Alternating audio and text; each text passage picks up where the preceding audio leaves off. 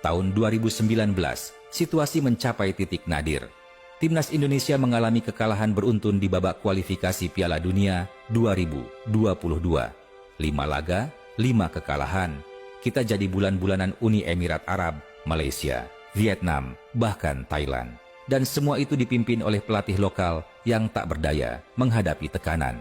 PSSI berada di bawah sorotan. Media menyindir, supporter kecewa. Dan untuk kesekian kalinya, muncul kata-kata itu. Sepak bola kita butuh revolusi. Apa sebenarnya yang salah dengan sepak bola Indonesia? Pertanyaan itu sudah terlalu lama bergema. Di stadion-stadion yang penuh emosi, di warung kopi, di ruang keluarga, bahkan di kolom komentar media sosial. Sebuah bangsa besar, ratusan juta penduduk, stadion penuh setiap pekan, tapi tak pernah lolos Piala Dunia.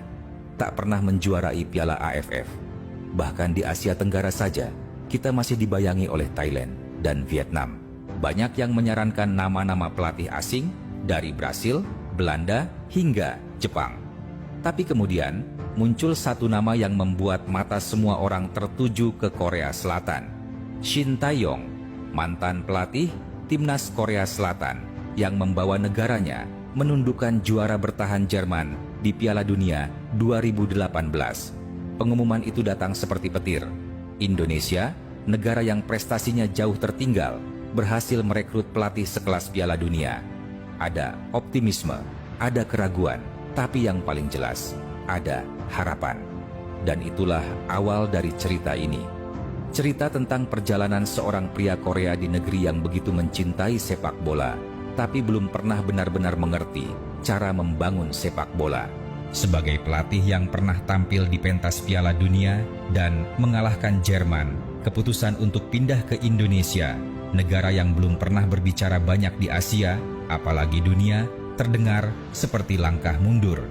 Namun, bagi Shin Tae-yong, ini bukan tentang popularitas, ini tentang tantangan.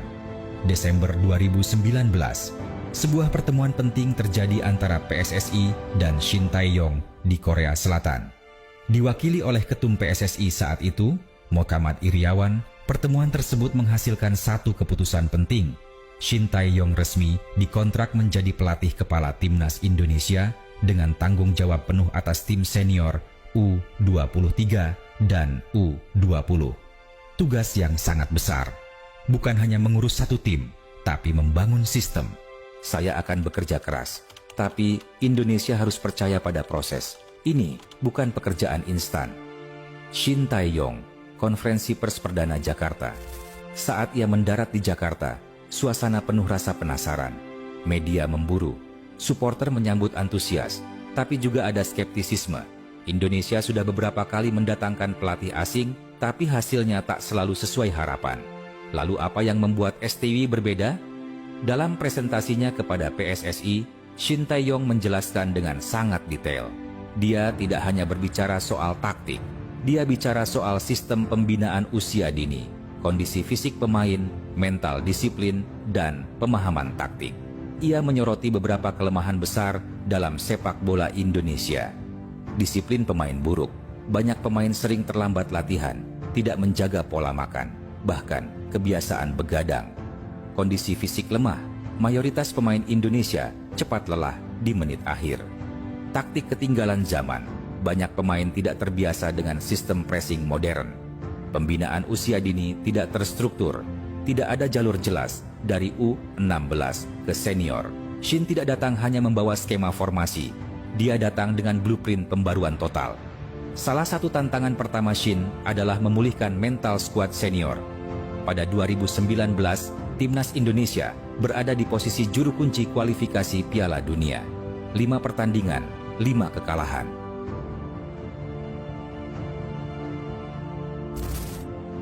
Belum genap 6 bulan melatih, Shin sudah mulai berbeda pandangan dengan beberapa pengurus federasi.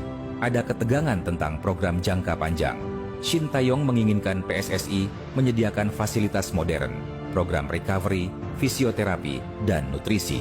Namun banyak permintaannya tidak ditanggapi serius. Sebagian pihak di PSSI bahkan merasa tuntutan Shin Tae-yong terlalu tinggi. Padahal, jika dilihat dari sisi profesionalisme, apa yang diminta Shin sangat wajar dalam standar sepak bola internasional. Tapi, perbedaan budaya kerja mulai terasa.